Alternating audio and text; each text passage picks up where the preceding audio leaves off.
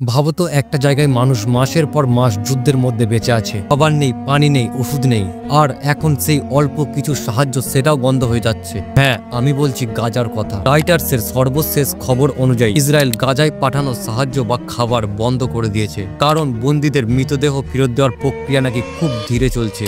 মানে রাজনীতির কারণে আবার সাধারণ মানুষের জীবন ভোগান্তির মধ্যে পড়ে যাচ্ছে। যেখানে প্রতিদিন সাধারণ মানুষ খাবার খুঁজে বেড়াচ্ছে, সেখানে সাহায্য বন্ধ হওয়া মানে আর এক ধাক্কা। গাজায় এখন প্রায় সবকিছুরই ঘাটতি। অনেক পরিবার দিনে একবার খেতে পারে, আবার কেউ কেউ সেটাও হয়তো পারে না। হাসপাতালে বিদ্যুৎ নেই, ওষুধ নেই, আবার যে সমস্ত ট্রাকগুলো খাবার নিয়ে আসছিল তাদেরকেও বন্ধ করে দেওয়া হলো।